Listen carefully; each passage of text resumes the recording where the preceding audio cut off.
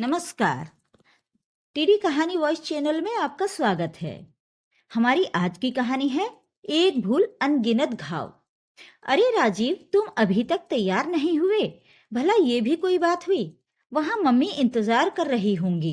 पापा का ऑपरेशन होना है, मुझे वहां होना चाहिए। और तुम हो कि अभी तक तैयार ही नहीं हुए हो। दिव्या बैग में जरूरी सामान रखते हुए राजीव से बोली। उसकी बात सुनकर चाय पीते हुए राजीव ने अपना कप एक तरफ रखा और कहा, अरे यार, चले जाएंगे ना, इतनी जल्दी भी क्या है? वहां तुम्हारे भाई भाभी सब तो हैं, फिर क्यों इतनी परेशान हो रही हो? वैसे भी एक छोटा सा ऑपरेशन ही तो है, और जो जिसका दर्द है वो उसे खुद ही झेलना है। हम भला वहां जाकर क्या कर लेंगे? उसकी बात सुनकर दिव्या के हाथ वहीं रुक गए। कैसी बातें कर रहे हो तुम? भाई भाभी सब अपनी जगह हैं और मैं अपनी जगह हूँ। आखिर मैं भी बेटी हूँ, मुझे भी उनकी चिंता होती है। सभी बच्चों के वहां होने से मेरी मम्मी को भी हिम्मत मिलेगी। और छोटा सा ऑपरेशन है तो क्या हुआ, है तो ऑपरेशन ही ना। हम सभी को वहां देखकर पापा को भी थोड़ी हिम्मत मिलेगी। अच्छा, तुम्हें जाना है तो तुम जाओ। वैसे भी अपेंडिक्स का ऑपरेशन है, सब कुछ जल्दी ठीक हो जाएगा और 1-2 दिन में छुट्टी भी मिल जाएगी। मैं घर पर ही आकर मिल लूंगा। वैसे भी मुझे बहुत काम है। तुम्हारे काम ज्यादा जरूरी हैं या मेरे पापा ज्यादा जरूरी हैं? अगर काम के पीछे इतना ही भागना था तो शादी ही क्यों की थी तुमने? किसी रिश्ते की कोई अहमियत नहीं है तुम्हारी जिंदगी में। ये तुम कह रही हो? तुम्हारे मुंह से तो ये बात बिल्कुल अच्छी नहीं लगती। अचानक राजीव ने चेहरे पर व्यंग्यात्मक हंसी लाते हुए कहा। उसकी बात सुनते ही दिव्या झेंप कर चुप हो गई। ये देखकर राजीव बोला, अपने मायके पर बात आई तो दुख हुआ। मायके का दुख दुख है और ससुराल का दुख कुछ भी नहीं। अपने पापा के छोटे से ऑपरेशंस में तुम इतना घबरा रही हो तो सोचो मेरे परिवार पर उस समय क्या बीती होगी। तब तो तुमने मुझे इन्फॉर्मेशन देना तक जरूरी नहीं समझा था। तुम्हारी बेवकूफी के कारण आज मेरे सभी रिश्ते तनाव से भर गए हैं, जिसे मैं चाहकर भी खत्म नहीं कर पा रहा। कहते कहते राजीव की आंखों में आंसू भर आए। उसका गला भर्रा गया। मुझे कहीं नहीं जाना, तुम्हें जाना है तो तुम जाओ यहाँ से, पर मुझसे उम्मीद मत करना।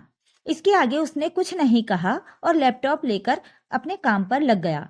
ये देखकर दिव्या चुपचाप अपना बैग लेकर कमरे से बाहर निकल आई। उसे पता था कि अब राजीव को कुछ भी बोलना बेकार है। अगर ज्यादा कुछ बोला तो वो लड़ पड़ेगा। आखिर गलती तो दिव्या की ही थी, इसलिए खुद ही कैब बुक की और अस्पताल रवाना हो गई। इधर राजीव कमरे में बैठा लैपटॉप पर अपने परिवार की तस्वीर देख रहा था। कितनी प्यारी तस्वीर थी। माँ बाबा एक साथ मुस्कुरा रहे थे।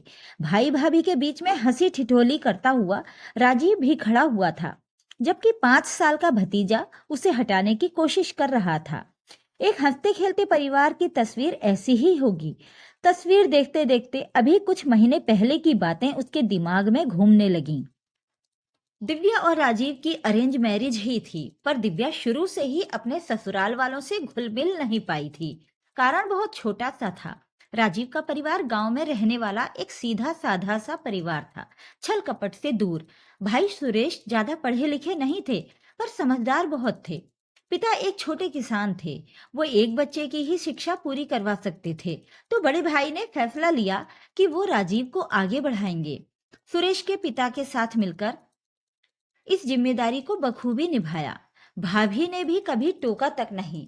जब राजीव पढ़ लिखकर अच्छी नौकरी पर लग गया, तब उसकी शादी दिव्या के साथ कर दी। दिव्या शहर में पली बढ़ी लड़की थी। शादी के बाद 3-4 दिन तक उसे ससुराल में रहने का मौका मिला, लेकिन शहर में पली बढ़ी दिव्या को वहां का माहौल बिल्कुल पसंद नहीं आया।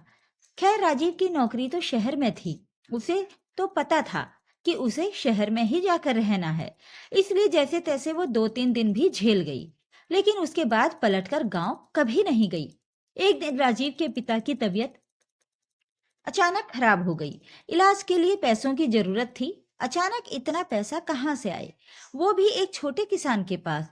इसलिए उन्होंने राजीव को फोन लगाया, पर उस दिन राजीव जरूरी मीटिंग में था, इसलिए उसने फोन रिसीव नहीं किया। इस कारण सुरेश ने दिव्या को फोन लगाया।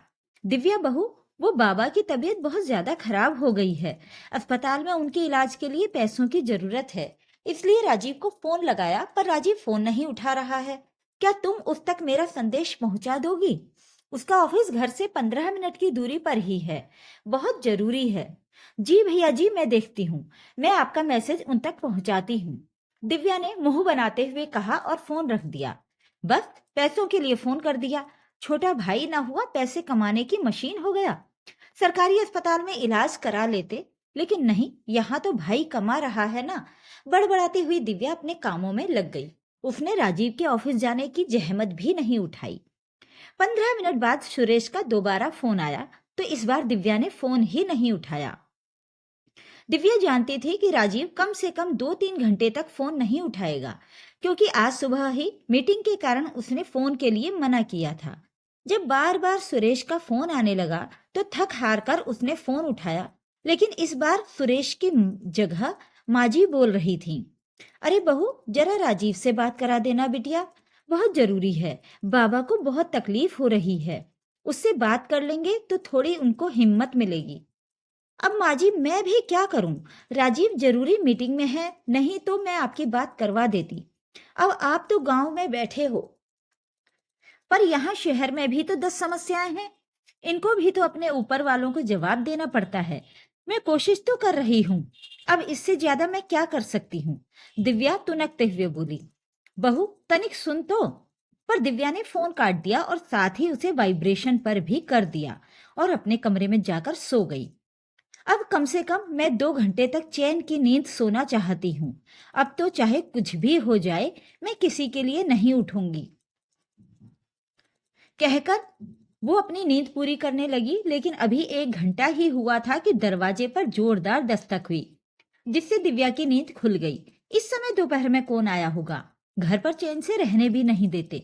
बड़बड़ाती हुई दिव्या ने जाकर दरवाजा खोला तो सामने राजीव गुस्से में खड़ा हुआ था। दिव्या कुछ कहती इससे पहले ही राजीव ने अंदर आते हुए दिव्या को गाल पर थप्पड़ दे मारा।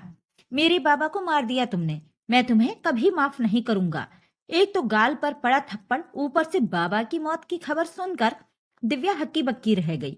वो कुछ भी कह नहीं पाई, लेकिन तब तक उसके माता पिता वहां पहुंच गए और उन्होंने राजीव को रोकते हुए कहा, ये सब बाद की बात है दामाद जी, फिलहाल तो आप निकलने की तैयारी कीजिए, हम कार ले आए हैं, उसी से रवाना होते हैं, जल्दी कीजिए। आखिर अपने सास ससुर के समझाने पर राजीव ने फटाफट अपने कुछ कपड़े बैग में रखे और बाहर आ गया। वहीं दिव्या अभी भी वैसी ही खड़ी थी। ये देखकर उसकी मम्मी ने कहा, तुम्हें अलग से न्योता देना पड़ेगा क्या? एक तो तुम्हारी बेवकूफी के कारण वैसे ही।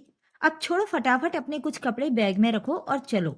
अपने गालों को सहलाती हुई आंखों में आंसू लिए दिव्या ने फटाफट अपने बैग में 2 जोड़ी कपड़े रखे और वहां से बाहर आ गई। उसे देखकर राजीव की आंखों में अंगारे बरस रहे थे, इसलिए उसने मुंह दूसरी तरफ फेर लिया। वो लोग कार में बैठ गए।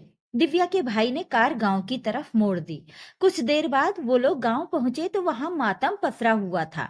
घर से जोर जोर से रोने धोने की आवाजें आ रही थीं। लोग बाहर खड़े उसी का इंतजार कर रहे थे।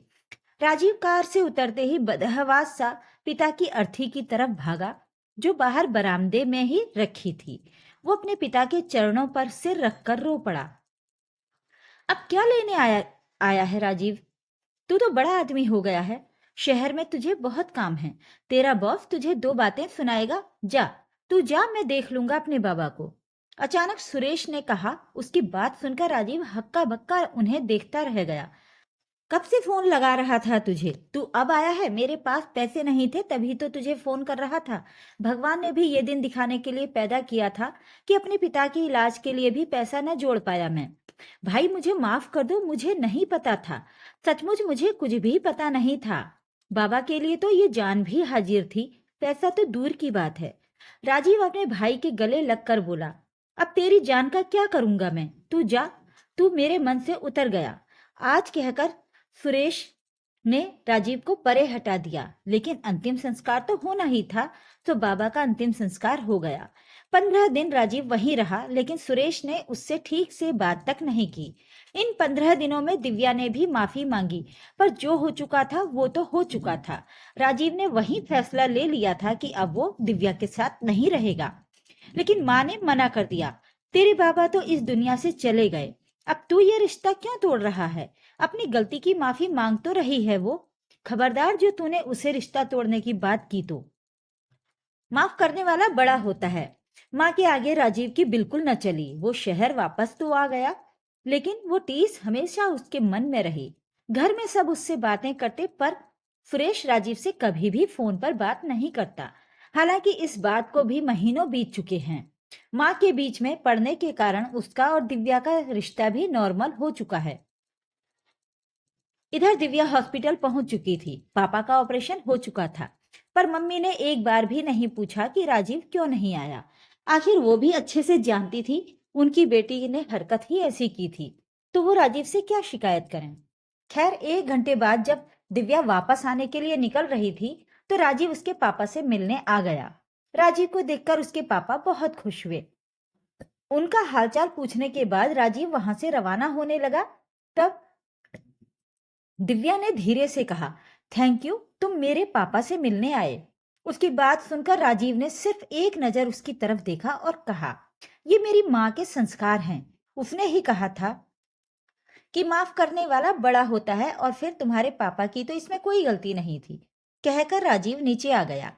पीछे पीछे दिव्या भी आ गई और दोनों अपने घर के लिए रवाना हो गए। Please like, share and subscribe.